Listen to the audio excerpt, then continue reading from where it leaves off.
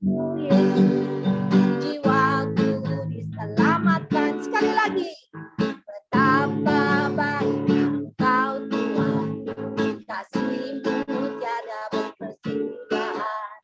Betapa mulia kasih-Mu Yesus, jiwaku diselamatkan. Hosana, Hosana, memuji Tuhan. Hosana, tinggikan Yesus.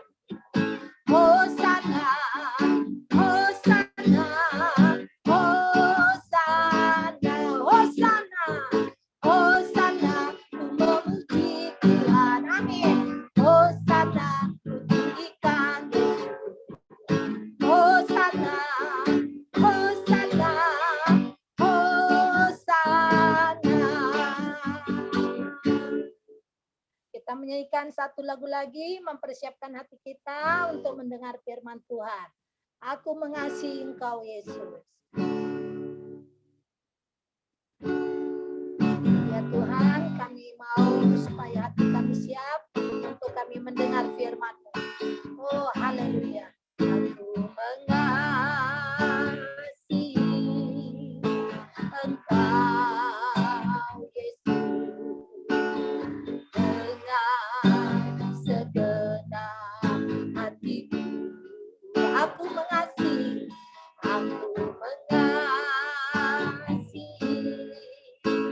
Engkau Yesus dengan segenap jiwaku.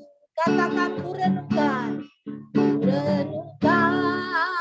firman-Mu siang dan malam, ku pegang perintah-Mu dan ku lakukan. Kau tahu ya Tuhan,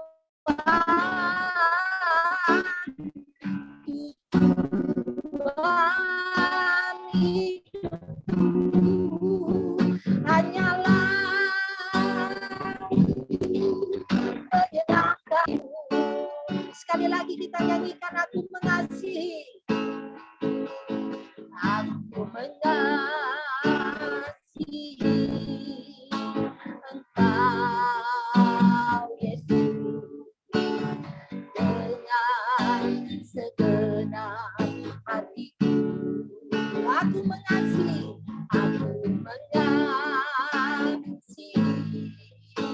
Engkau Yesus dengan segenap jiwaku. Ku renungkan firman-Mu siang dan malam, ku pegang perintah-Mu dan ku lakukan. Kau tahu ya Tuhan, tujuan hidupku hanyalah untuk menyenangkan hati-Mu. Sekali lagi, renungkan firman-Mu siang dan malam, ku pegang perintah-Mu dan ku lakukan.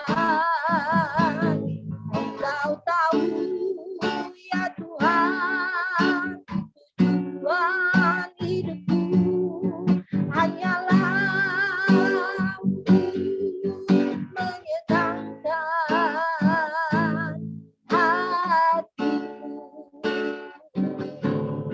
Hanyalah untuk menyenangkan hati-Mu. Hanyalah untuk menyenangkan hati-Mu. Kami serahkan kepada Pak Robert. Oke, terima kasih Bu Rina. Bapak, Ibu, Saudara, apa kedengaran suara saya? Ya, jelas Pak, jelas, Oke. jelas. Jelas ya. Ibu Rina ini adalah adik kandung saya. Saya senang sekali kami boleh melayani bersama-sama pada malam hari ini. Mari kita berdoa terlebih dahulu. Bapa di dalam surga, terima kasih atas kesempatan ini. Kami boleh bersama-sama bersekutu, belajar akan firman Tuhan. Kami rindu Tuhan, Tuhan memberkati kami ketika kami mempelajari firman-Mu. Tuhan berbicara kepada kami. Tuhan menguatkan kami Tuhan untuk terus mengikut Tuhan, melayani Tuhan dengan segenap hati kami, dengan segenap kekuatan kami, dengan segenap akal budi kami. Terima kasih Bapa, terima kasih. Bahwa kami lebih dekat kepadamu, bahwa kami lebih mengenalmu Tuhan. Lebih melayanimu, lebih mengasihimu Tuhan. Terima kasih Bapa, terima kasih. Kami rindu menikmati persekutuan denganmu, dengan firman-Mu Tuhan. Dengan sesama kami pada malam hari ini. Terima kasih Bapa, terpuji, termulialah Engkau Tuhan. Dalam nama Tuhan Yesus kami berdoa untuk semua peralatan yang kami pakai, baik untuk listrik, untuk internet, untuk laptop, untuk HP, apa saja yang kami pakai Tuhan, supaya semua boleh berfungsi dengan baik. Segala kuasa-kuasa kegelapan yang mau mengganggu pemberitaan firman Tuhan, kami tolak di dalam nama Tuhan Yesus. Dan kami berdoa supaya Roh Kudus sendiri yang berkuasa di tengah-tengah kami. Roh Kudus sendiri berbicara kepada kami. Menghidupkan firman Tuhan yang tertulis.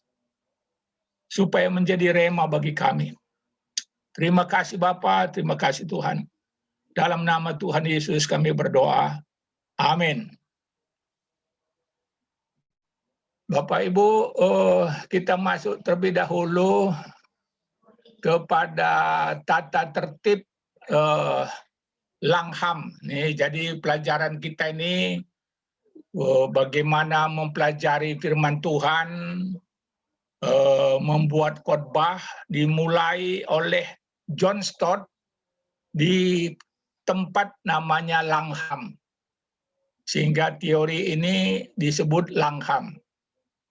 Nah, jadi sebenarnya kalau di sekolah teologi ini bernilai 2 SKS. Maka perlu Bapak Ibu yang rindu dapat SKS, pertama perlu mendaftar sebagai peserta ya. Bagi yang belum mendaftar silakan nanti mendaftar. Pak Rasita Surbakti akan mengirimkan formulir pendaftarannya. Kemudian seperti tadi sudah diberitahukan oleh Pak Surbakti, peserta wajib juga mengisi daftar hadir. Saya tidak tahu apakah Pak Rasita sudah sempat buat. Nanti kalau belum ada akan kita buat. Kemudian masuklah tepat waktu. Dan selama pelajaran disampaikan wajib selalu on. Artinya buka videonya supaya kita boleh saling mengenal, boleh berinteraksi satu dengan yang lain. Kemudian wajib membuat pekerjaan rumah. Penilaian 50% dari pekerjaan rumah. Artinya kami rindu supaya Bapak Ibu sungguh-sungguh menikmati pelajaran ini. Ya, saya sendiri setelah lebih 30 atau 40 tahun melayani Tuhan baru dapat teori ini, dan setelah itu saya sungguh menikmati waktu renungan pagi, membaca, mempelajari firman Tuhan, membuat khotbah-khotbah singkat, dan saya bagikan kepada teman-teman yang lain. Dan puji Tuhan banyak juga yang berterima kasih atas firman Tuhan yang saya kirimkan, renungan-renungan yang saya kirimkan. Kemudian yang keenam, sertifikat diberikan kepada peserta yang mengikuti setidaknya 8 sesi. Nanti ada sesi Pak Calvin Sinain akan juga memberikan prinsip-prinsip hermeneutik dan homiletik. Kemudian setiap peserta dimohon mengisi lembar evaluasi supaya pelajaran ini dapat disampaikan lebih baik lagi setiap kali diadakan kursus Langham ini. Terima kasih. Sekarang kita masuk ke pelajaran kita yang pertama, mengamati perikop Alkitab. Bisa lihat Bisa, Pak. Bisa, Pak. PowerPoint ya. Oke, Bisa. terima kasih.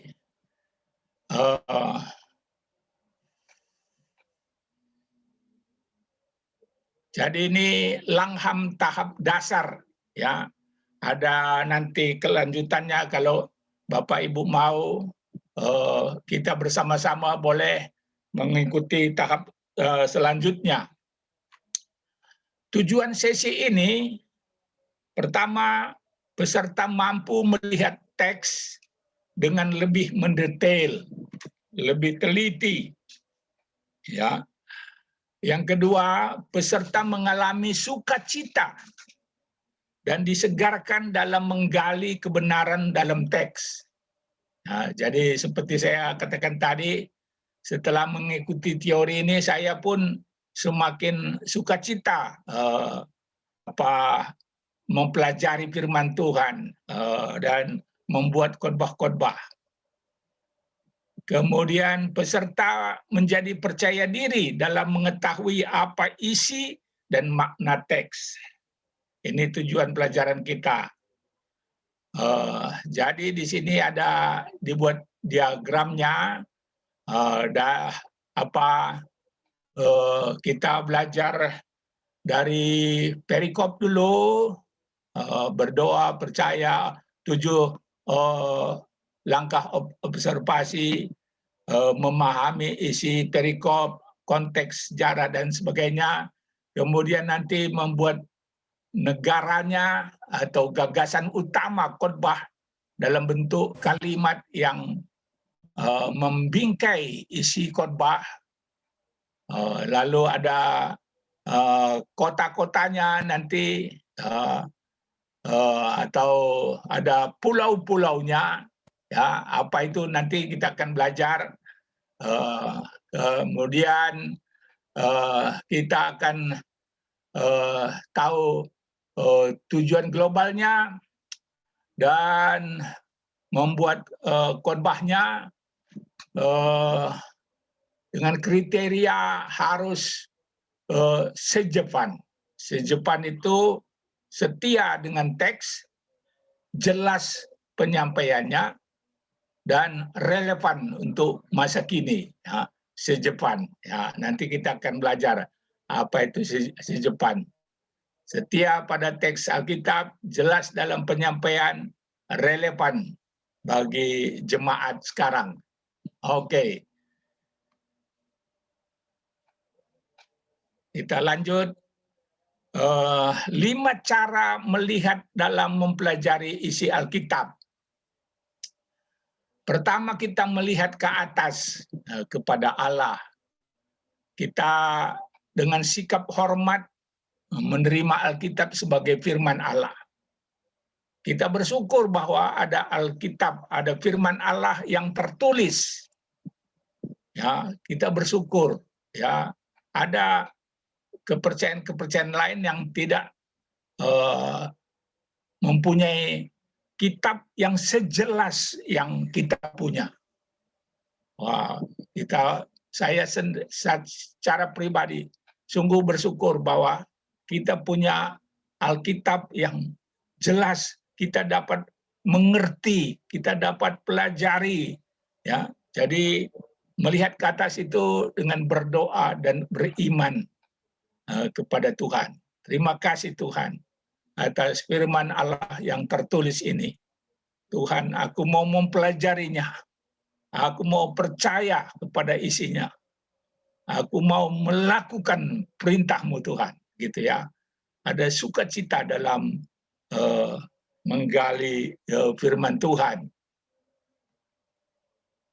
Kemudian melihat ke bawah, itu melihat kepada perikop itu sendiri, ada penafsiran, ada eksegese, penggalian firman Tuhan dengan ketelitian dan metode yang kita pakai sekarang, metode Langham ini.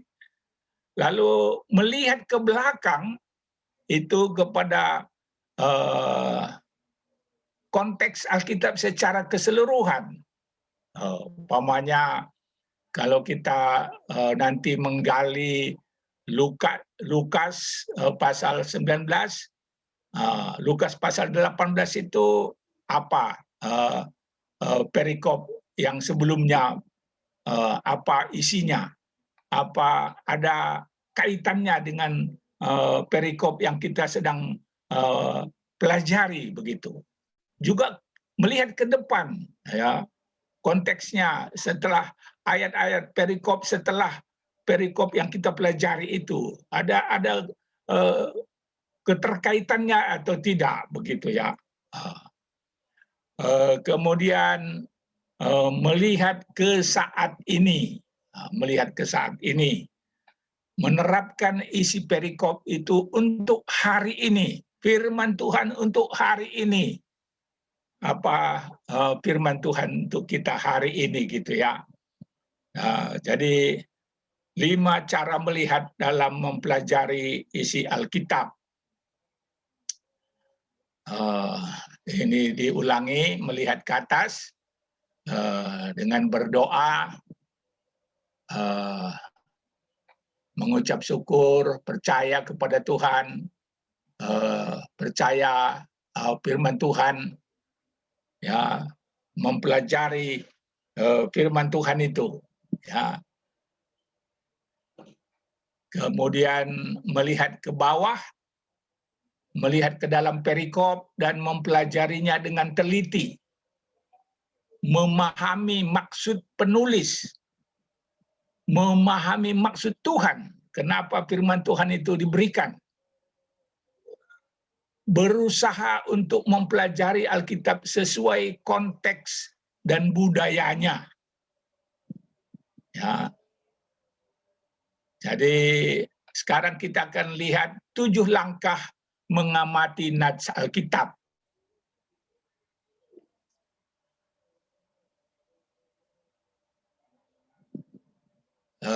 Tujuh langkah itu, sebelum kita masuk lebih teliti ke sana, dikatakan di sini melihat ke bawah itu berusaha untuk mempelajari Alkitab sesuai konteks dan budayanya. Kita harus melakukan eksegesis, penggalian makna firman Tuhan, apa yang mau disampaikan oleh si penulis, apa maksud Tuhan melalui memberikan firman Tuhan itu. Jadi eksegesis, bukan eisegesis. Eisegesis itu memasukkan ide pemikiran kita sendiri ke dalam Alkitab. Ya, kadang-kadang tanpa kita sadari kita berbuat hal seperti itu ya. Kita ambil satu ayat, lalu pikiran kita yang kita masukkan ke dalamnya, gitu ya. Itu namanya eisegesis. Teori Langham ini menekankan eksegesis, ya, menggali firman Tuhan. Apa maksud si penulis? Apa maksud Tuhan memberikan firman Tuhan itu, bagian firman Tuhan itu. Nah, sekarang kita lihat langkah pertama, mengamati perikop. Pengamatan yang pertama itu pengamatan melalui indera kita, ya. Seolah-olah kita hadir pada saat firman Tuhan itu diberikan oleh Tuhan kepada si penulisnya, ya. Kita bisa bertanya apa yang bisa saya lihat, apa yang bisa kita lihat kalau kita seandainya kita hadir pada waktu firman Tuhan itu diberikan, atau pada waktu firman Tuhan itu ditulis, gitu ya.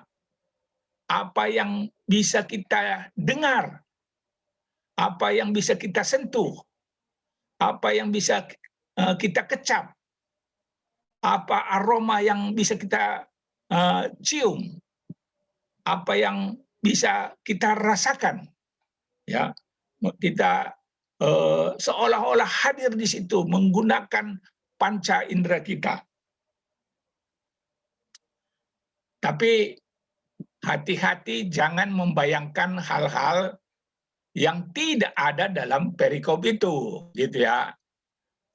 Jadi jangan membayangkan hal-hal yang aneh-aneh yang tidak ada tertulis dalam perikop itu. Nah, apakah menurut kita situasi dalam perikop tersebut adalah sesuatu bentuk sukacita, atau ada pergumulan, ada ketegangan, ada penghiburan, ada pengajaran, ada teguran, ada doa. Ya, kalau kita baca firman Tuhan itu kan berbagai-bagai hal yang tertulis di dalamnya atau tersirat di dalamnya, ya. Jadi kita perlu memikirkan itu, ya. Kemudian ini masih tadi apa yang kita lihat, apa yang bisa kita pegang, apa yang bisa kita rasakan, apa yang bisa kita dengar, apa yang bisa kita cium, ya. Hadirkan masa lalu. Contohnya ini Lukas pasal 19 ayat 1 sampai dengan ayat yang ke-10. Coba nanti kita akan baca bersama-sama dalam hati, ya Bapak Ibu. Coba kita lihat apa yang bisa kita lihat di situ. Seandainya kita ada pada waktu firman Tuhan ini terjadi,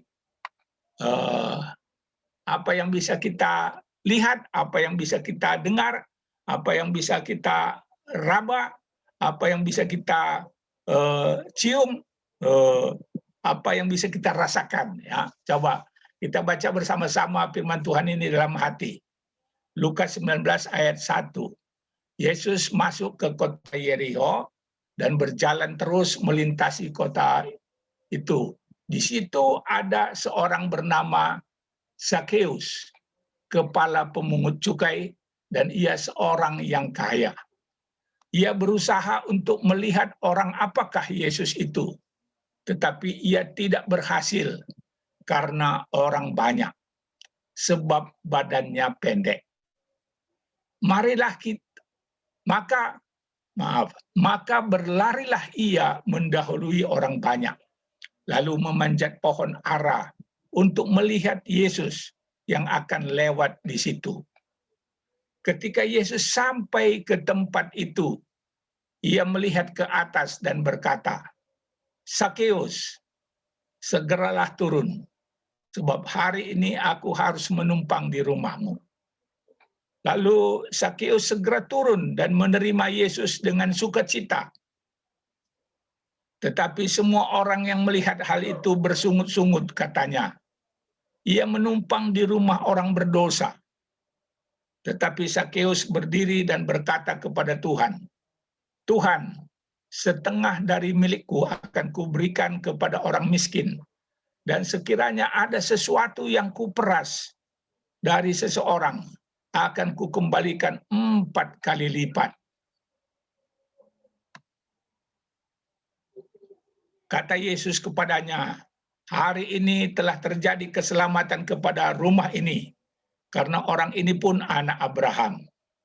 sebab Anak Manusia datang untuk mencari dan menyelamatkan yang hilang. Kira-kira dari ayat firman Tuhan tadi, apa seandainya kita hadir di situ, apa yang bisa kita lihat, Bapak Ibu? Silakan, ada yang mau berbicara. Silakan, udah buka mic-nya. Ya, apa yang bisa kita lihat? Ya, saya Pak. Ya, Samertup. silakan. Ya, Pak Samertup. Apa yang bisa kita lihat di situ? Yang kita lihat di sini adalah pertama-tama Zakius. Ya, Zakius. Orangnya Orangnya pendek. tinggi atau gimana, Pak? Pendek. Orangnya pendek, ya. Oh, tapi mungkin dia pakai jas ya. Pakai jubah, Pak. Pakai jubah kalau di sana. Iya. Karena dia orang kaya raya. Jadi itu orang kan kaya merupakan raya, simbol. Ya. Simbol orang kaya kan pakai jubah zaman itu di sana. Selain Zakius lagi apa yang kita lihat? Dia punya keinginan yang luar biasa untuk melihat sosok Yesus. Itu kan nggak bisa kita lihat, Pak. Keinginannya itu kita nggak bisa lihat, tapi yang kita lihat, maaf. orang banyak gitu ya. Iya, orang banyak. Terus apa lagi? Tuhan Yesus kan? Tuhan Yesus. Iya, Tuhan Yesus. Ya, oke. Betul.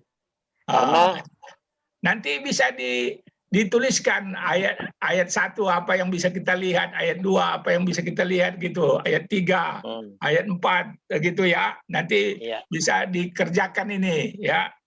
Iya. Oke. Sampai ayat ke-10. Apa yang bisa kita pegang? Ya, termasuk itu tadi ya. Zakius, orang banyak, Tuhan Yesus bisa kita pegang. Seandainya kita hadir di situ pada waktu itu. Iya. Apalagi yang bisa kita pegang di situ? Pohon ara. Pohon ara, betul. Ya. Kemudian kalau ayat 8 tadi apa kira-kira? Apa ya? Kalau ada yang 8. bisa lihat Alkitabnya, bisa lihat apa yang bisa kita pegang di situ, ya. Nah, Tuhan Yesus. Pegang Tuhan Yesus. Pegang Tuhan Yesus, oke. Ya, pegang Zakius bisa. Lalu apa yang bisa kita cium? Kita gunakan imajinasi kita. Kira-kira kalau orang banyak itu, kira-kira kalau zaman dulu belum ada aspal ya. Berdebu gitu. Debu, ya. Ya, berdebu. Debu dan aroma dari orang. Mungkin karena belum banyak orang yang bisa memakai parfum atau obat keringat juga. Kali ya. Iya, keringat. Oke. Apa yang bisa kita dengar? Ini pembicaraan Tuhan Yesus dengan Zakius karena Tuhan Yesus mau menginap di rumahnya. Itu nanti ayat berapa itu? Kalau itu, ayat 3 itu suara orang banyak kan? Hiruk pikuk. Suara orang banyak bisa kita dengar, riuh gitu ya. Nah, ini ditunjukkan ayat 3, ayat 5, ayat 7, ayat 9, ayat 8, ayat 9, 10. Ada yang bisa kita dengar di situ. Ya, seperti Pak Samertup katakan tadi, pembicaraan antara Tuhan Yesus dengan Zakius, lalu perkataan orang-orang ahli-ahli Taurat, orang-orang Farisi yang tidak setuju, yang tidak senang bahwa Tuhan Yesus ke rumah Zakius, ya. Nah, lalu apa yang bisa kita kecap? Itu tadi dikatakan mungkin buah pohon ara itu seandainya ada pas musimnya ada buahnya, bisa kita rasakan. Apakah Bapak Ibu sudah pernah makan buah pohon ara? Saya sudah, Pak. Saya Sudah sudah. ya? Ya. Enak kan? Ada. Oh, enak banget. Enak banget. Enak banget. Tapi itu kalau aku pikir-pikir, karena saya anak gembala kambing dulu, Pak. Jadi kalau kami di Tuban, Jawa Timur itu banyak pohon yang seperti itu, tapi mungkin bahasanya tidak ara. Kalau melihat buahnya itu seperti itu, Mirip. seperti yang aku makan, iya. Dan biji-biji dalamnya. Ada. Kalau di Sumatera ada ara hutan, Pak.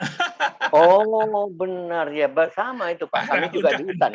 Kami juga di hutan, Pak. Benar. Karena kami menggembalakan kambing itu suka kalau jatuh gitu dicium-cium, tapi nggak tahu karena itu di budaya kami belum terlalu dibiasakan. Jadi kami coba-coba aja.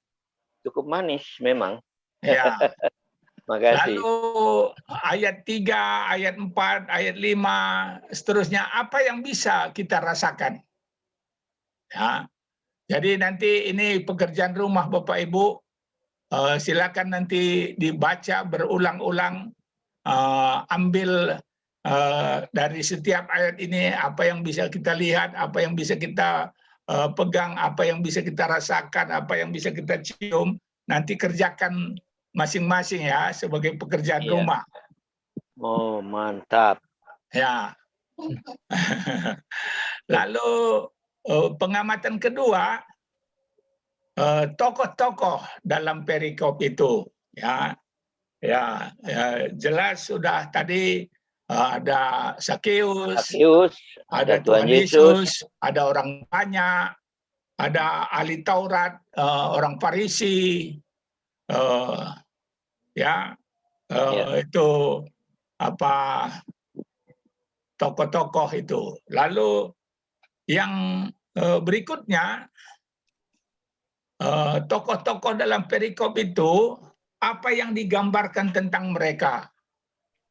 Umpamanya tadi nggak apa-apa, Mas. Sakeus itu orang kaya tapi pendek gitu ya. Iya, nggak apa-apa, Jen. Lalu apa yang mereka katakan? Umpamanya yang dikatakan Sakeus tadi kan setengah dari hartaku akan kujual, akan kuberikan kepada orang-orang miskin. Dan kalau ada orang yang sudah kuperas, akan kugantikan 4 kali lipat. Lalu apa yang Tuhan Yesus katakan, apa yang Tuhan Yesus lakukan, siapa yang duluan melihat Tuhan Yesus? Tuhan Yesus yang melihat Sakeus atau Sakeus yang melihat Tuhan? Nanti baca ya. Lalu bagaimana respons mereka terhadap orang lain yang mereka temui, ya? Jadi kata apa respons Sakeus ketika ahli Taurat itu berbicara, gitu ya? Nah, jadi kita pekerjaan rumah nanti tuliskan tokohnya, lalu tuliskan hasil pengamatan kita tentang tokoh itu. Ya, tuliskan masing-masing tentang Tuhan Yesus, tentang Sakeus, tentang ahli Taurat, tentang orang banyak, ya. Bisa kita tuliskan. Nah, contohnya seperti ini tentang Tuhan Yesus. Hasil pengamatan kita, apa yang Tuhan Yesus buat, ya, dari ayat 1, ayat 5, ayat 9, 10, kita tuliskan hasil pengamatan kita.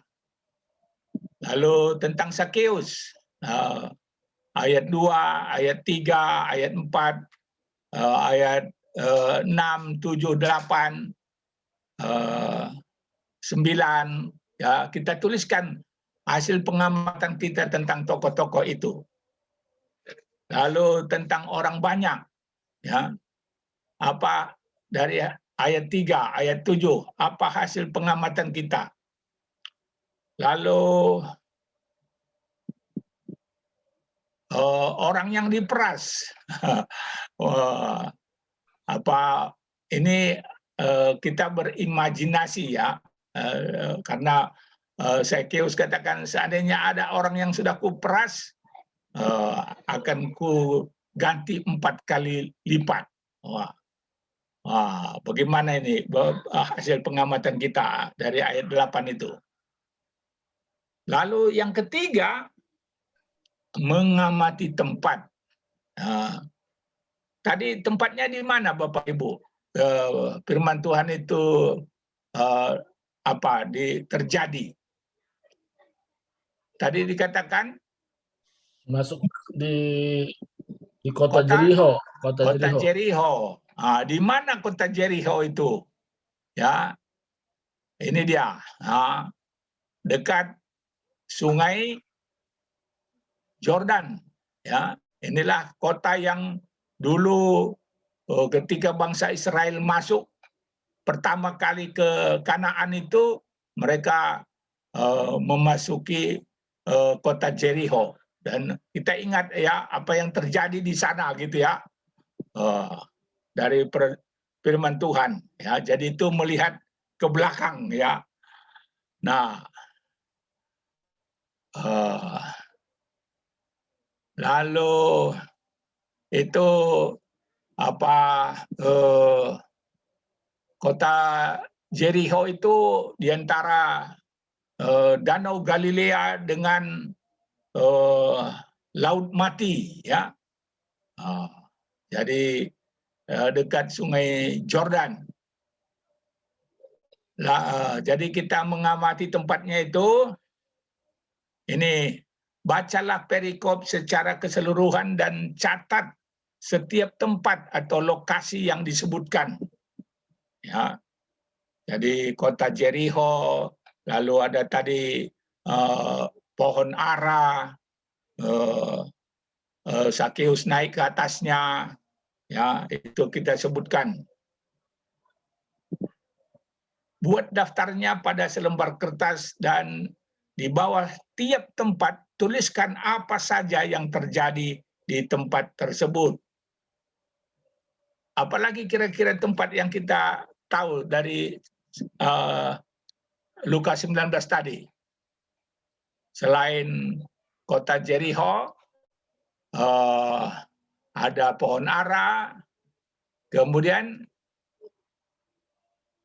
ada rumah siapa?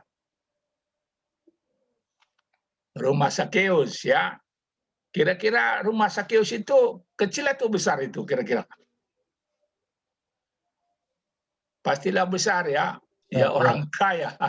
Orang kaya. Nah, jadi tempatnya, keterangannya ya kita tuliskan. Ayat-ayatnya mana? Nah, kita tuliskan. Lalu yang keempat, mengamati waktu dalam perikop. Apakah terjadi pagi hari, siang hari, sore hari. Tadi apa dikatakan dalam Lukas itu? Nanti lihat ya waktunya kapan ya. Lalu yang keempat, ini ya, bacalah perikop dan perhatikan setiap keterangan waktu yang diberikan. Informasi ini sering hanya ditulis berupa kata-kata singkat. Jangan sampai ada yang terlewat. Ya, penting ini keterangan mengenai waktu ya. Buat daftarnya pada selembar kertas dan tuliskan semua hal yang terjadi pada masing-masing waktu tersebut. Ya, misalnya itu ayat 4, ayat 6, ayat 5, ayat 6, ada keterangan waktu di situ. Tuliskan. Lalu kata kerja dalam perikop. Apa saja yang dilakukan? Umpamanya tadi Sakeus itu kan karena dia tidak bisa melihat Yesus, dia lari mendahului orang banyak itu dan memanjat pohon ara. Ya. Nah, jadi kita perlu lihat ayat berapa berbicara tentang apa yang dilakukan itu. Bacalah perikop secara keseluruhan untuk menemukan apa saja yang dilakukan, kata kerja apa saja yang disebut, di mana kejadiannya, siapa pelakunya, kapan dilakukannya, pada waktu lampau, sekarang, atau waktu yang akan datang. Apakah ada perintah yang diberikan? Ya. Ini bisa kita lihat dari ayat 1 sampai ayat 10. Apa saja yang dilakukan dalam perikop tersebut, kata kerja yang disebut.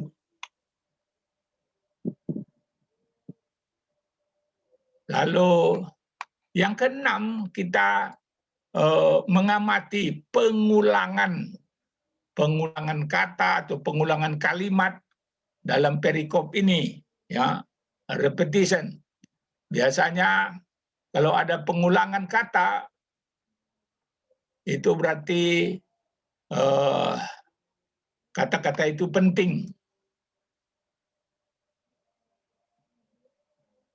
Pengulangan kata, ya, baca kembali perikopnya untuk mencari kata-kata yang diulang.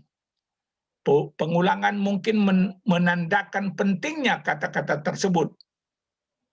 Dan kata-kata yang ada dalam benak penulis, kata-kata tersebut mungkin sangat berarti. Ya. Apakah setiap kali ada sesuatu yang berbeda dituliskan tentang kata tersebut? Tadi pagi dalam persekutuan kita, Pak Irwan mengutip kata-kata Petrus. Tuhan Yesus bertanya, apakah engkau mengasihi aku? Dalam bahasa Indonesia nggak dapat kita lihat perbedaannya. Dalam bahasa Yunani ada digunakan kata filio, itu kasih antara sesama. Ada digunakan kata agapau, ya. Nah, tentunya dalam hal itu kita perlu belajar bahasa Yunani gitu ya. Tapi paling tidak kata-kata yang diulang-ulang itu berarti penting. Jadi dari ayat 3, 4, 5, 7 ada kata-kata yang diulang. Ayat 9, ya. Lalu yang ketujuh, kata-kata kecil dalam perikop. Kata-kata kecil, misalnya kata dalam, melalui, dengan, harus, karena, tapi, jikalau, oleh sebab itu, seperti, kata dan, saya sudah singgung minggu lalu, ya. Kita ambil contohnya, ya. Kata-kata kecil dalam perikop, kata-kata kecil dapat menjadi sangat berarti dalam sebuah perikop. Ya, saya sudah singgung Kisah Rasul pasal 1 ayat 8 itu. Kata dan, hanya 3 huruf saja. Ya, kalau kamu akan menerima kuasa kalau kamu menerima Roh Kudus, dan kamu akan menjadi saksiku di Yerusalem dan seluruh Yudea dan Samaria dan sampai ke ujung bumi. Jadi tidak selesai Jericho dulu, Yerusalem dulu, baru ke seluruh Yudea, baru ke Samaria, baru ke ujung bumi. Tidak. Tetapi kata dan itu berarti serentak, simultan dilakukan. Ya, ada dipanggil Tuhan ke Yerusalem, ada dipanggil Tuhan ke seluruh Yudea, ada yang dipanggil Tuhan ke Samaria, ada yang dipanggil Tuhan sampai ke ujung-ujung bumi. Oke. Ada baiknya Anda berhenti sejenak dan bertanya tentang apa yang mereka lakukan dalam perikop tersebut. Apa peran kata-kata kecil itu? Ya,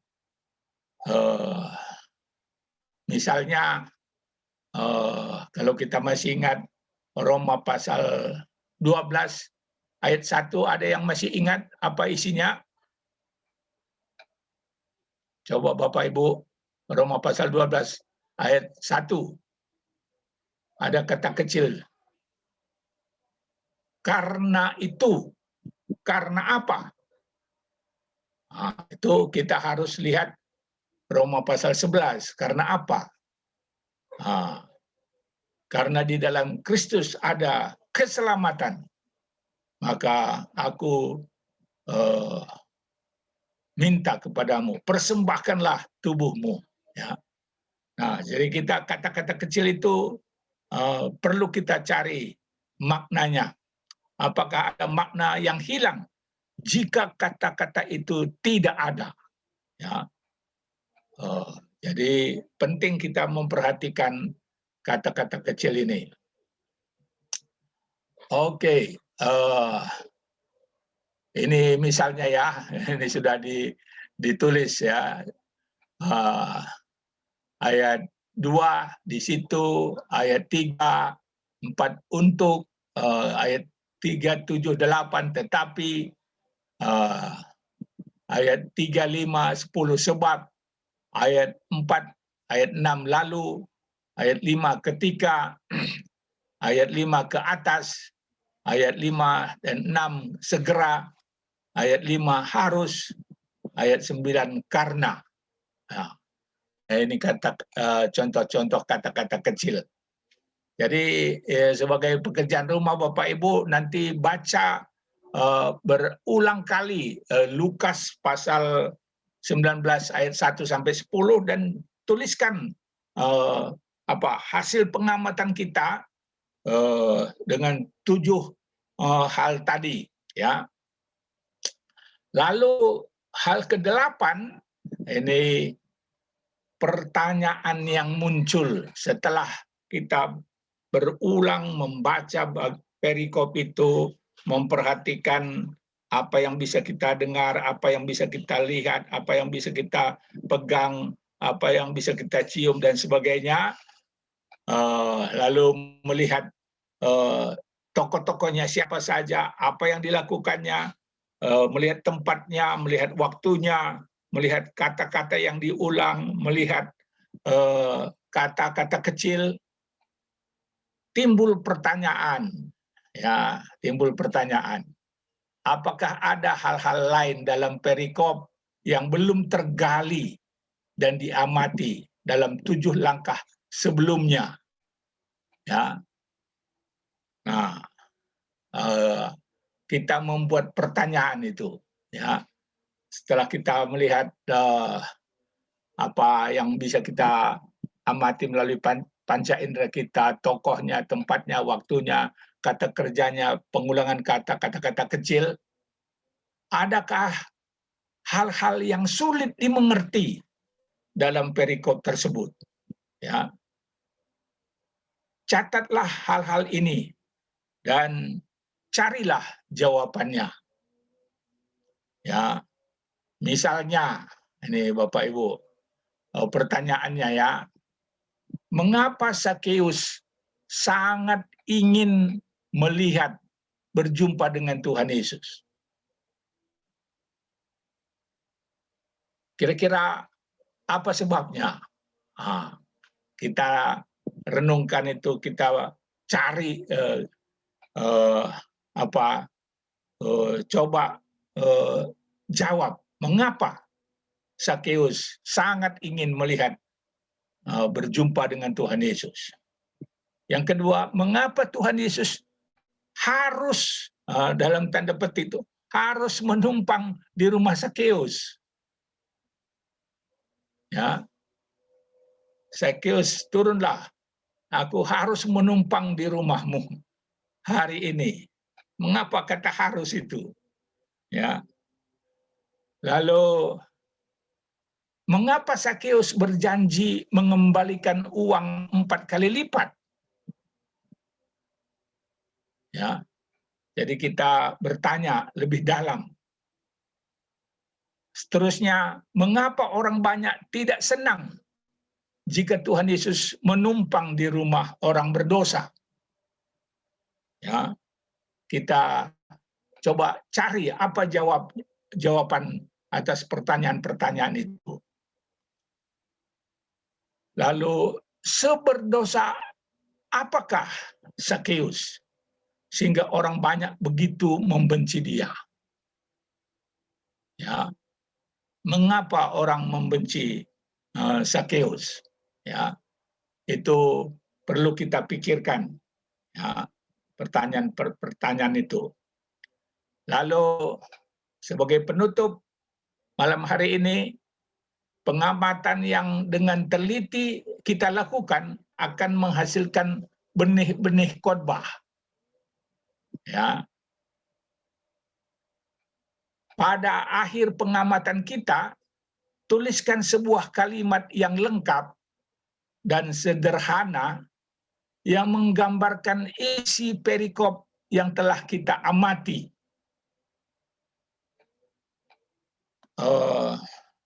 Apakah ada Bapak Ibu yang pernah mengkhotbahkan bagian ini? Pernah, tapi tidak lengkap, Pak. Tidak lengkap, ya. Kira-kira pada akhir pengamatan kita ini, tuliskan sebuah kalimat yang lengkap dan sederhana yang menggambarkan isi perikop yang telah kita amati. Satu kalimat saja, coba kira-kira apa yang bisa kita buat kalimat yang kalau bahasa Indonesia itu subjek, predikat, objek, gitu ya. Kalimat lengkap. Yesus mengasihi orang berdosa. Yesus mengasihi orang berdosa.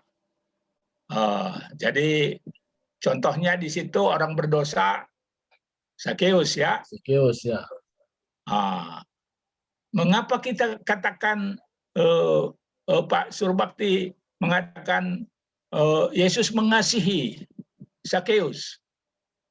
Dengan bukti bahwa Yesus berkata, aku harus menumpang di rumahmu. Jadi dari kalimat itu, bukan Sakeus duluan yang melihat Yesus, tapi Yesus yang melihat Sakeus duluan, kan? Ketika dia melihat ke atas, dia lihat Sakeus. Ya, Sakeus, turunlah, aku harus menumpang di rumahmu hari ini. Jadi itu satu. Adakah Bapak Ibu yang lain yang bisa membuat menuliskan satu kalimat yang lengkap dan sederhana yang menggambarkan isi perikop yang telah kita amati ini? Ada yang lain yang bisa membuat satu kalimat? Merto, Pak. Silakan, Pak.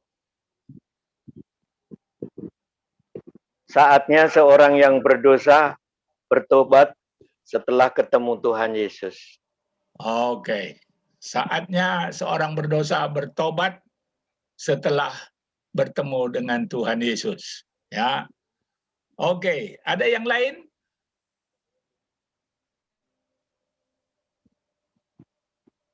Yang lain udah pada pulang kayaknya. Udah pada pulang? Mungkin. Berjumpa dengan Yesus. Masa pulang. Ibu Lipa agak terganggu sinyalnya. Sedikit, Iya. Pak, saya memang ini agak-agak ini sinyalnya ini jadi lift terus suka lift. Gitu Iya, ya. Kasihan. Kita harap akan lebih baik kemudian. Agak ke bawah soalnya, Pak, posisi rumah. Mungkin Lipa mesti naik ke pohon ara kali ya, bisa. Menara. Ngalahin Sakeus kayaknya.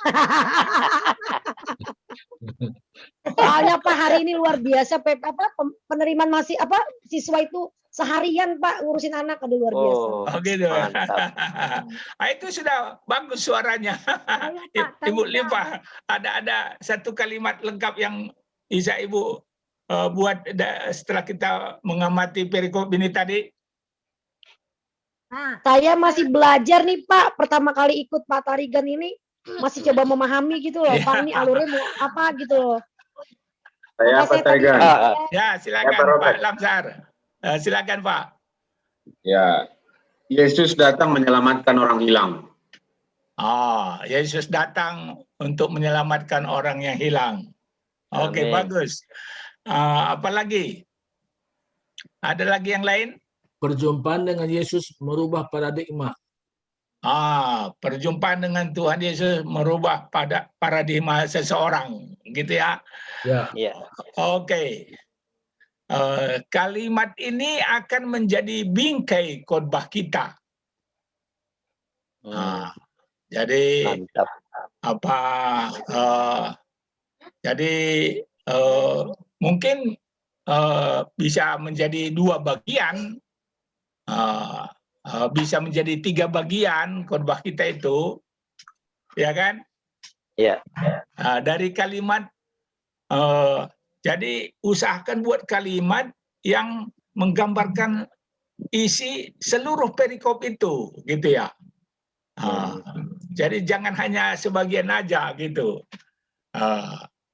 Jadi kita coba membuat kalimat ini pokok utama ya. Lalu bisa kita bagi-bagi nanti ya. Jadi kalimat ini akan menjadi bingkai khotbah kita. Oke Bapak Ibu, apakah ada pertanyaan? Silakan. Ya Pak Robert, saya mau bertanya Pak Robert. Silakan Pak. Tadi yang Pak Robert katakan kan apa yang mendorong sebabnya Lazarus mau berjumpa dengan Yesus gitu. Sakeus. Sakeus. Oh iya, sorry, Sakeus Pak. Ya, ini pertanyaan-pertanyaan yang bisa muncul ya. Iya. Lalu bagaimana kita menjawab hal itu, Pak? Dari apa yang tertulis di situ bisa kita ambil jawabannya. Umpamanya mengapa Sakeus sangat ingin melihat berjumpa dengan Tuhan Yesus. Kira-kira menurut Pak Irwan apa sebabnya? Ya karena mungkin waktu itu Tuhan Yesus terkenal gitu. Atau Iya. gimana? Ya, Benar. bisa saja Iya. dia sudah mendengar Betul. banyak tentang Tuhan Yesus. Benar. Ya kan? Iya. Umpama Ini ingin seperti memperoleh keselamatan. bagaimana Belum. Bu? Ibu Nur. Sakeus merindukan untuk mendapatkan keselamatan. Apakah kira-kira dari kalimat-kalimat yang ditulis di situ kita tahu bahwa dia ingin diselamatkan atau itu pikiran kita? Belum kali. Jadi itu termasuk tafsir ya Pak Robert? Itu Iya. tafsir Ingin ya? diselamatkan sesuai dengan Jadi- ayat yang terakhir. Dari ayat yang terakhir bisa kita lihat ada kerinduannya untuk diselamatkan gitu kan? Iya. Jadi, Sebab anak manusia datang untuk mencari dan menyelamatkan orang yang hilang. jadi kita lihat alur seluruh cerita itu dan kita membuat pertanyaan itu ya, mengapa Tuhan Yesus harus menumpang di rumah Sakeus?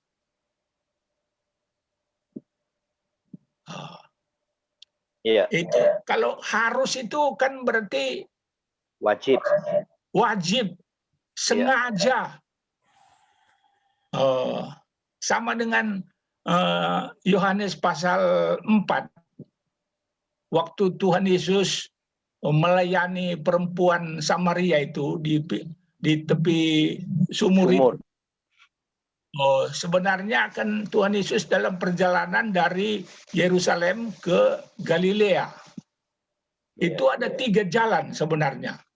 Satu lewat pinggir sungai Yordan, satu lewat Samaria, satu lewat pantai barat. Yang lebih mudah sebenarnya lewat pinggir sungai Yordan dan pantai barat. Tapi dikatakan di situ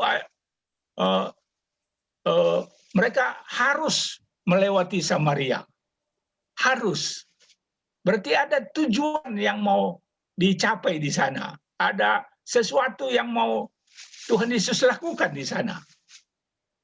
Gitu. Jadi dari kata harus ini kita mengerti ya, seperti tadi, siapa tadi buat kalimat Tuhan Yesus mengasihi orang berdosa dan menyelamatkan orang berdosa, gitu kan. Dari kata harus itu kita tahu memang dia sungguh-sungguh mau mencari, menyelamatkan orang berdosa. Amin, Bapak Ibu. Amin.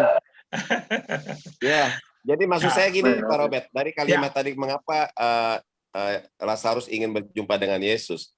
Jadi kan dari bacaan itu ada beberapa, memungkinkan beberapa tafsiran ya, Pak ya? Zakheus, Pak Irwan. Oh iya, sorry nih Pak, saya ingatnya Lazarus terus. Aduh. Pak Irwan ini terlalu apa dia dengan Lazarus? Iya, karena Lazarus mati terus bangkit itu soalnya. Enggak, saya nggak suka sama tukang cukai saya. Berarti nggak pernah berurusan dengan Bandara Soekarno-Hatta bagian bea cukai. Iya. Jadi gimana Pak Robert jawabannya? Jadi memungkinkan beberapa tafsiran ya?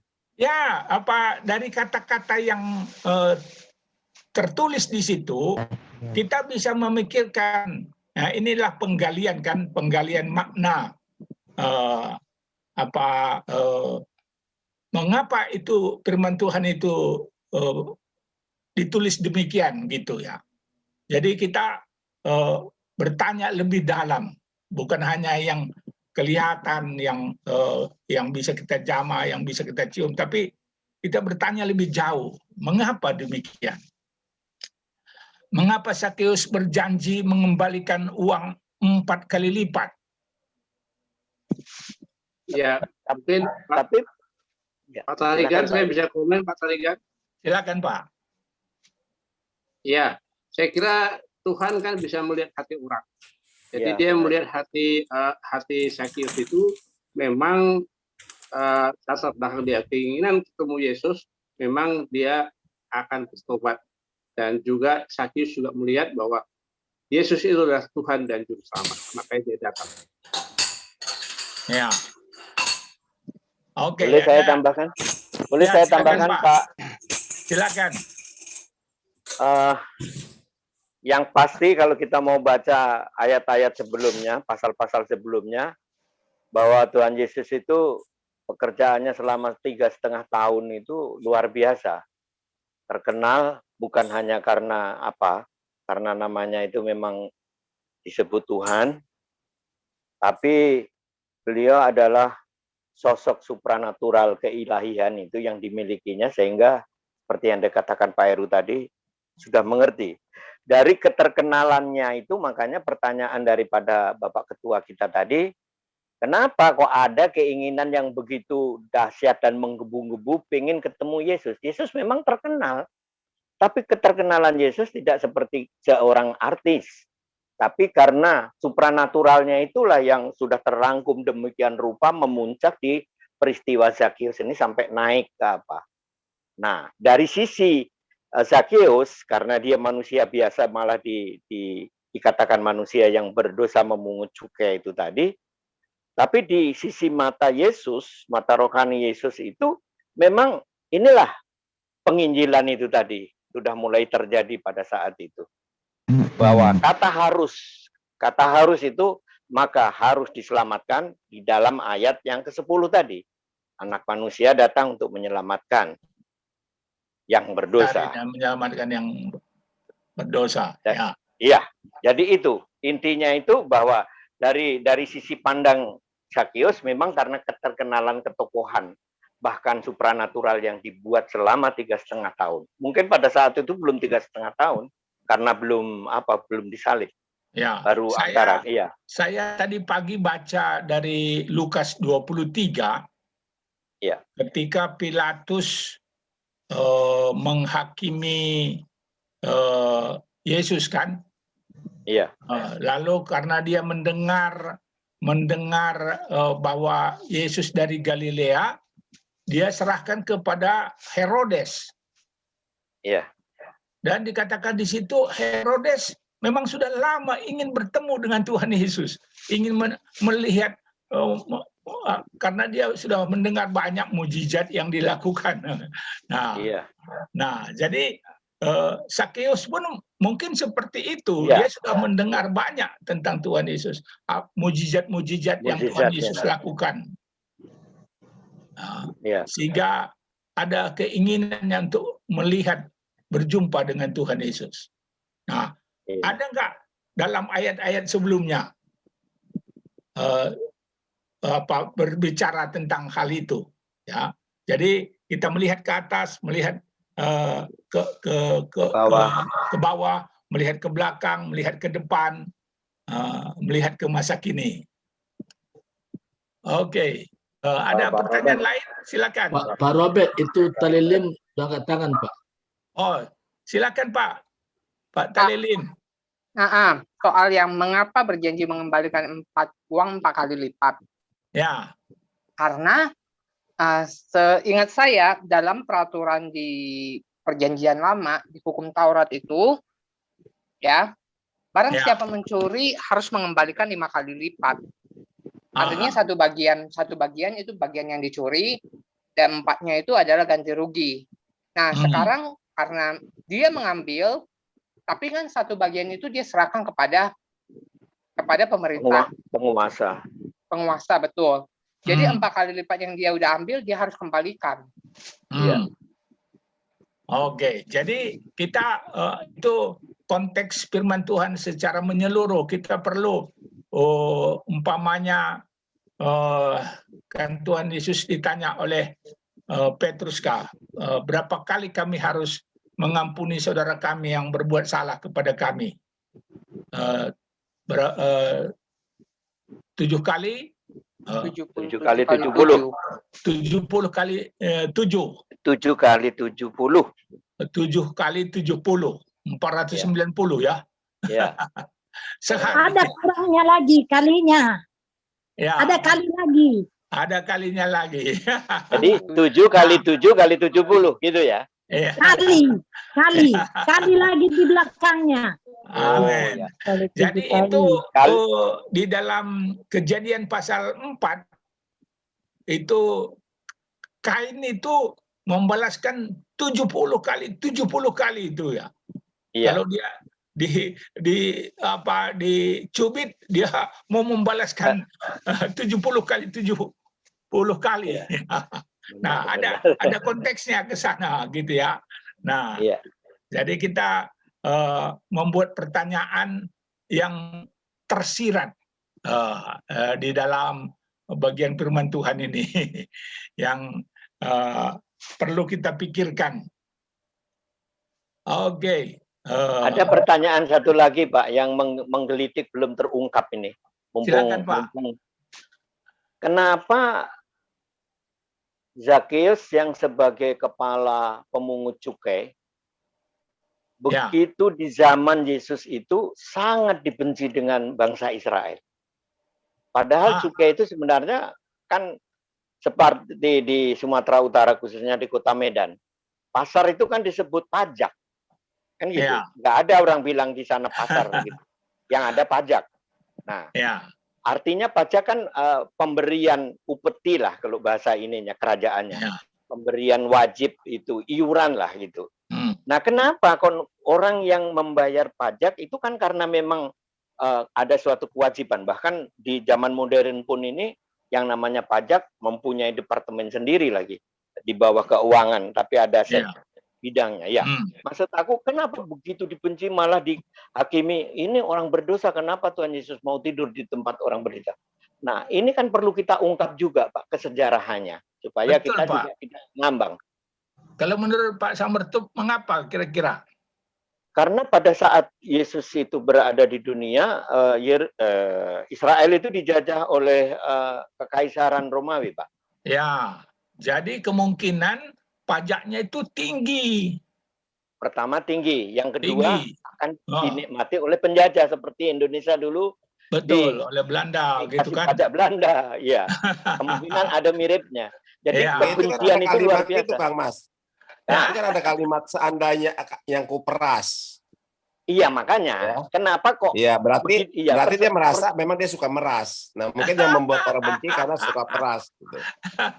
Tapi jadi, mungkin yang paling pajaknya sudah tinggi, ditambah lagi sama Sakeus, gitu kan? Oh, pungli lah. Iya, gitu. Itu kan seandainya ada peras, berarti dia tukang peras. Jadi ya, ada juga untuk dirinya sendiri.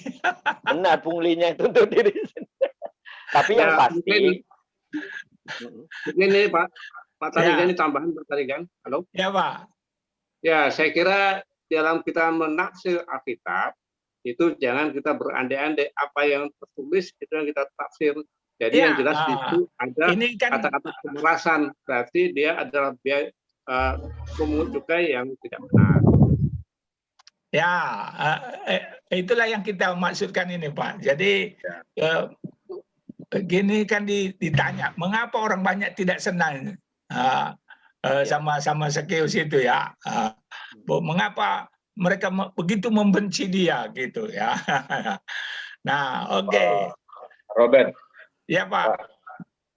Kalau saya ada baca di ayat sebelumnya di Lukas 18 ayat 13.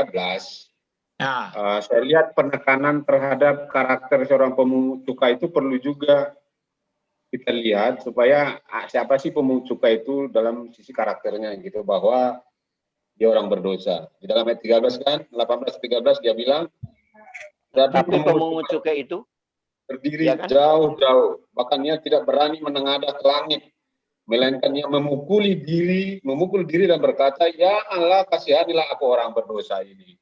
Ya. Jadi penekanannya bahwa di perumpamaan Sakeus tadi itu, silakan Pak Robert dijelaskan dulu ini, Pak. Saya kurang paham. Ya, jadi memang itu sudah umum bahwa orang banyak begitu membenci pemungut cukai pada waktu itu. Mereka dianggap orang berdosa. Jadi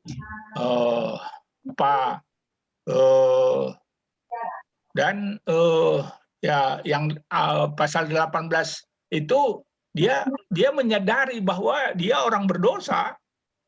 Tidak layak untuk datang ke hadirat Tuhan gitu kan, tapi justru karena dia mengaku dosanya, ya seperti Sakeus ini juga, kalau ada orang yang sudah kuperas akan ku kembalikan 4 kali lipat ya, yang di pasal 18 ayat itu tentang orang pemungut cukai itu yang menyadari dosanya, mengakui dosanya, justru dia diampuni oleh Tuhan. Gitu kan? Pak Tarigan. Halo Pak Tarigan. Ya, Pak. Boleh saya tambahkan? Silakan, Pak. Iya, jadi kalau Sakeus itu begitu dibenci oleh bangsanya, sampai dia dicap sebagai seorang pendosa, ya, yang pertama karena pada waktu itu kan bangsa Israel dijajah oleh Romawi. Iya. Nah, pekerjaan sebagai pemungut cukai itu adalah pekerjaan yang sah yang diterima dari penjajah, untuk di mana Sakeus sebagai pemungut cukai itu harus laksanakan di lapangan.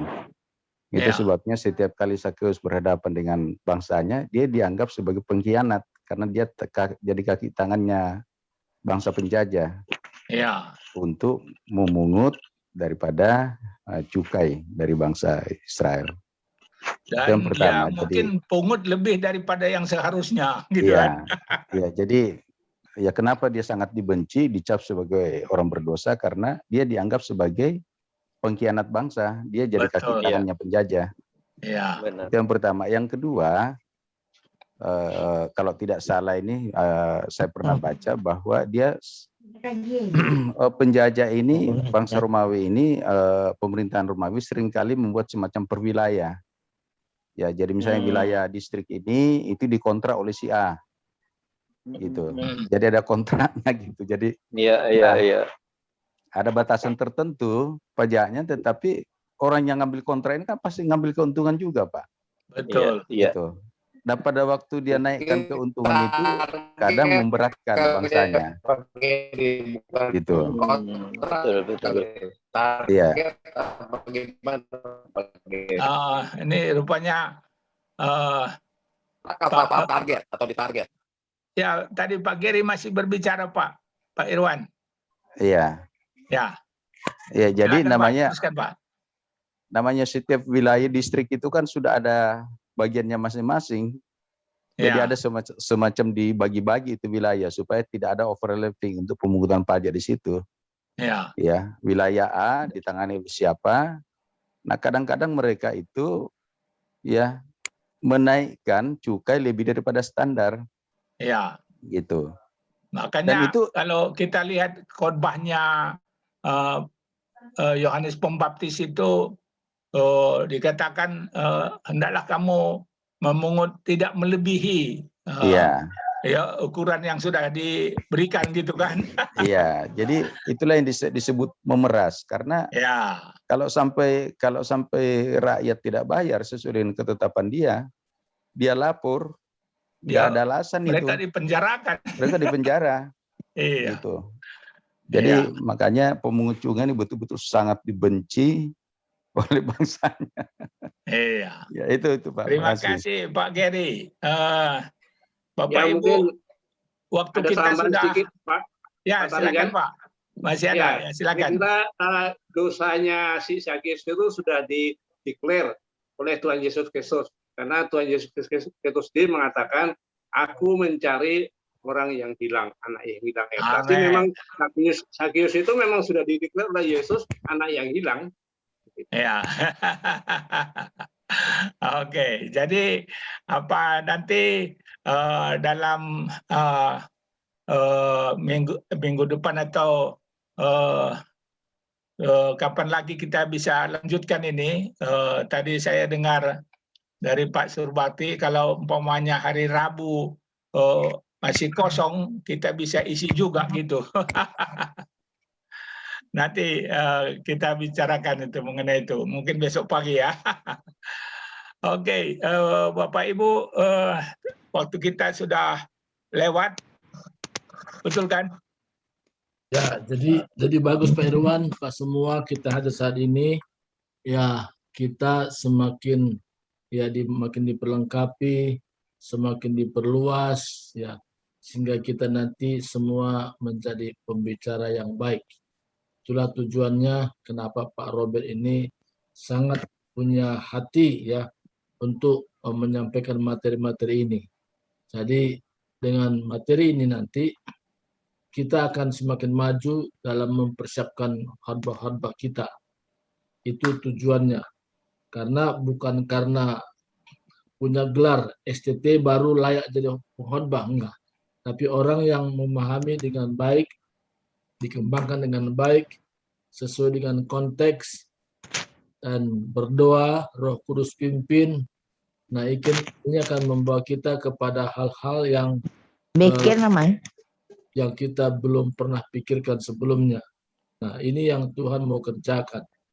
Nah, makanya dengan hadirnya Kingdom Family ini, kita diedukasi ya, sehingga kita akan dahsyat nanti ke depan. Nah, jadi itulah hari ini. Mungkin Pak Robert ada kira-kira PR-PR yang mereka mau kerjakan, Pak? Ya, jadi 7 pengamatan tadi tolong dilaksanakan di rumah sebelum kita lanjut lagi kelas kita. Apa yang bisa kita, seandainya kita hadir di situ, apa yang bisa kita lihat, apa yang bisa kita dengar, apa yang bisa kita pegang, apa yang bisa kita cium, dan sebagainya, yang bisa kita rasakan. Lalu kemudian tempatnya di mana, waktunya di mana, tokohnya siapa, apa yang dilakukan, tolong dikerjakan, ditulis di satu lembar kertas. Kalau mau di fotokopi itu tadi yang perlu diisi tadi boleh, lalu dipoto dikirimkan kepada kami supaya kita lihat apakah Bapak Ibu melakukan tugas itu. Saya harap dengan melakukan tugas itu Bapak Ibu semakin menikmati firman Tuhan yang kita baca. Ya, saya seperti yang saya saksikan tadi, saya setelah menerima teori ini, saya pun semakin rajin membaca Alkitab dan mempelajarinya dan membuat khotbah-khotbah dan membagikannya, dan banyak orang diberkati melaluinya. Kiranya Tuhan memberkati kita. Sebelum kita tutup, tadi Ibu Rina masih ada? Oke, sebelum Ibu Rina tampil, Pak. Ya, jadi kita memang mau mengisi untuk hal yang lain itu, ada hamba Tuhan yang juga saya diberkati, yaitu Pendeta Paulus Wiratno. Itu merubah paradigma. Sehingga apalagi dengan kondisi seperti sekarang ini, makanya 2 pembicara kita yang akan kita mau orbitkan, yaitu Pak Robert dengan Pak Paulus. Ya, makanya saya tanya kepada Pak Gary, ada nggak slot hari Rabu? Ya, nah sampai hari ini belum saya dapat jawaban. Ya, saya belum bisa umumkan juga. Nah, kalau sudah ada jawaban, kita bisa hari Senin dan hari Rabu kita bisa gunakan untuk kita diedukasi lebih dalam lagi. Nah, bagaimana Pak Gary, bisa dengar saya bicara, ya, Pak? Baik, saya dengar, Pak. Jadi gini, Pak, untuk hari Rabu besok dan hari Rabu 1 minggu lagi ke depan, ya, dan hari Rabu 1 minggunya lagi, karena tidak bisa kita pakai, Pak, karena untuk besok itu akan dipakai untuk rapat PIC, PSI, KKR untuk semua daerah mau diundang, ya, dan itu dilaksanakan di setelah jam 6 ke atas supaya mereka-mereka yang kerja bisa ikut. Kemudian 1 minggunya lagi, Rabu minggunya lagi ke depan, kita pakai untuk acara Malam Peduli NTT. Gitu. Oke. Kemudian, jadi kayaknya Rabu susah dipakai. Oke, nggak apa-apa. Ya, yang penting kita ada komunikasi, Pak. Iya, kita baik, senang Pak. ada komunikasi, karena tadinya saya berpikir untuk Paulus Wiratno digeser ke Rabu, dan hari Senin tetap Pak Robert Tarigan. Kira begitu tadinya berpikir. Tapi kalau nggak bisa, ya udah, nanti kita seling-seling aja, Pak. Itu. Iya, betul. Ya, itu aja. Kita cari bagaimana baiknya saja. Ya. Baik. Gitu ya. Mungkin saya mau tanya Pak Robert. Ya, Pak. Kita pelajaran kita ini ada bobotnya ya? Ya, Pak, ini sebenarnya kalau di sekolah teologi diterima 2 SKS, Pak. Wah, putus nih.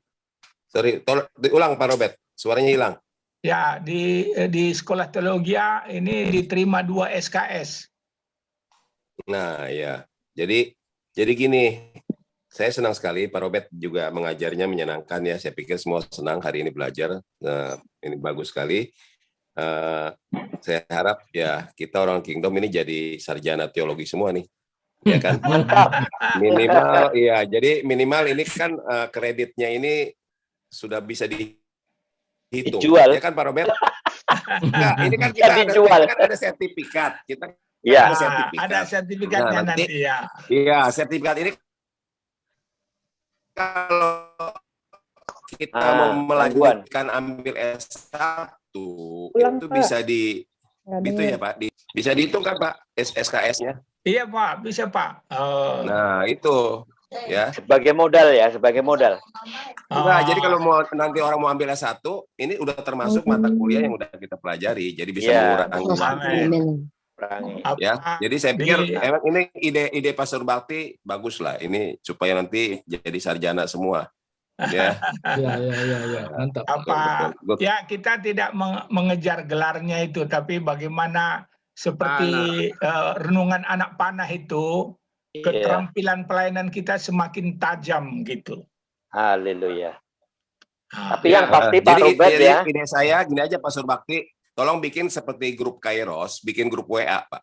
Untuk ini nanti Pastor Bakti ditolong diurus absensinya semua yang udah hadir termasuk kontaknya, jadi setiap ada informasi nanti bisa disampaikan. Masalah waktu tadi di waktu yang akan kan kursus Kairos kan kita cuma 2 kali lagi ya kan, kalau memang kita belum pakai kursus Kairos kita juga bisa pakai dalam rangka kita mengejar pelajaran, anggap aja kita kuliah mengisi waktu-waktu senggang kita lah. Oke. Mantap Pak Irwan, karena tadi juga Pak Robert sudah bilang begitu, Bapak juga bilang begitu, jadi sudah satu hati kita Pak. Jadi gini, dari diskusi tadi Pak Samertup, Pak Heru, Pak Geri itu luar biasa. Menurut saya ini pembelajaran yang berkembang, ya. Jadi kita diperkaya sama, ya kan Pak Geri dapat itu waktu dia baca, Pak Samertup juga dapat ini, ya kan. Termasuk saya tadi dapat, kenapa saya nggak menyebut nama Sakeus? Karena saya takut diperas. Ya, begitu dia dengar saya nyebut nama dia, bisa saya diperas. Makanya tadi nggak mau nyebut nama dia. Saya bilang Lazarus. Ada Sakeus. Jadi kita berkembang. Tapi saya senang hari ini. Iya, kita banyak wawasan dan kita tambah ilmu. Terima kasih Pak Robert, Pak. Jangan salah, Kang Mas Ketua, jangan salah. Oke. Pak Irwan, sebentar Pak ya. Pak Irwan. Pak. Jadi bukan hanya wawasan, sertifikat itu nanti kalau kepepet kita bisa gadekan loh, jangan salah. Di Bank Samiun, di Bank Samertup itu bukan di BNI, tapi di Bank Samertup. Nih, Bank Samertup ini mulai ya. Kalau saya tidak mulu-mulu Pak Samertup. Oke, begini semua. Kita tutup dulu, baru kita ngobrol-ngobrol lagi lebih dulu. Oh gitu, ya. Ya kan? Nah, jadi hari ini gitu ya. Satu pujian dari Rina, nanti Pak Irwan yang nutup dah. Ya, satu pujian dulu Rina, naikkan satu pujian, nanti baru Pak Irwan menutup kita punya sesi pada malam hari ini. Ya Pak Robeda. Ya Pak. Terima kasih. Ketua lah yang nutup. Satu pujian dulu ya. Mari kita menyanyikan lagu Oleh Karena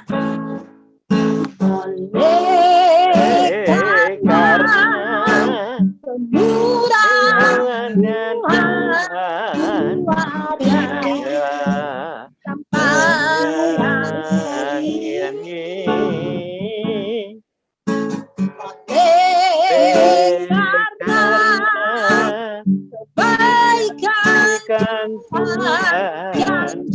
Janjimu terjadi bagiku, ku sembah Kau Tuhan, ku sembah Kau Tuhan, ku mengangkat tanganku selamanya, Kau ajaib bagiku, ku sembah Kau Tuhan, ku sembah Kau Tuhan, ku mengangkat tanganku selamanya, Kau hebat bagiku. Sekali lagi katakan oleh karena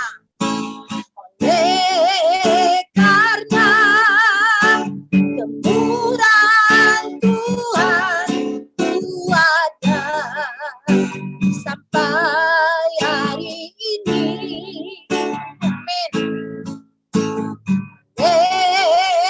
Karena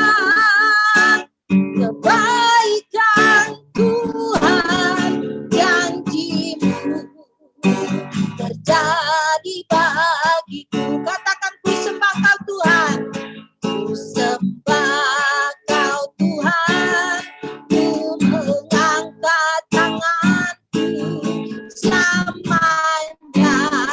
Kau ajaib bagiku. Ku sembah Kau Tuhan, ku sembah Kau Tuhan, ku mengangkat wajahku selamanya. Kau hebat bagiku selamanya, selamanya. Kau hebat bagiku. Katakan selamanya, selamanya. Kau hebat bagiku.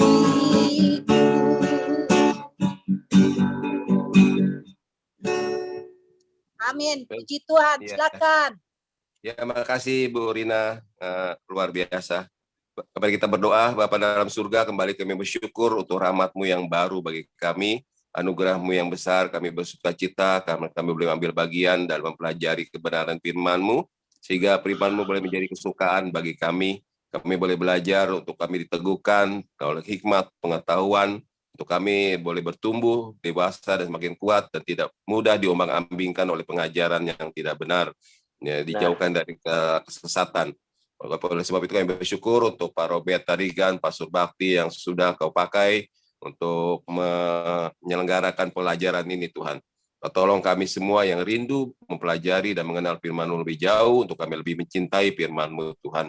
Oleh sebab berikan kesehatan, berikan anugerah, tambah-tambah hikmat, juga untuk peserta yang hadir saat ini, hamba-hamba-Mu juga yang telah berkontribusi, baik Pak Heru, Pak Gary, juga yang lain, Bu Lipa, semua yang telah ambil bagian juga, Pak Samertuk, dalam sharing kami hari ini, juga semua kami yang mendengar, Pak Taliwel, juga mengurapi berkati, kami diperkaya oleh hikmat-Mu, kami perkaya oleh pengetahuan yang Kau izinkan, kami boleh ketahui, Tuhan. Tolong pimpin kami acara ini, agar benar-benar Tuhan ini merupakan adalah rema daripada-Mu, untuk boleh kami membelajar lebih dalam lagi, dan kami diperlengkapi oleh hamba-hamba-Mu dalam pengetahuan yang benar akan kebenaran firman-Mu. Terima kasih Tuhan, kami nyerahkan semua anak-anak-Mu, saudara-saudara kami, Bu Rina yang memimpin kami dalam pujian, Kau juga mengurapi, memberkati semua ada yang hadir, tanpa terkecuali Engkau yang memberkati kami semua, agar sepanjang malam hari ini kami semua boleh tidur beristirahat dengan baik, dan besok pagi kami semua boleh bangun pagi dengan tubuh yang sehat untuk menerima rahmat anugerah-Mu yang baru bagi kami. Terima kasih Tuhan. Dalam nama Tuhan Yesus Kristus kami berdoa dan bersyukur, dan kami menyerahkan Pak Subakti, Pak Gary, juga Pak Robert Tarigan yang mengarrange acara ini, agar acara ini boleh semakin bertumbuh dan berkembang. Di dalam nama Tuhan Yesus Kristus kami berdoa dan mengucap syukur. Haleluya. Amin. Amin. Terima kasih.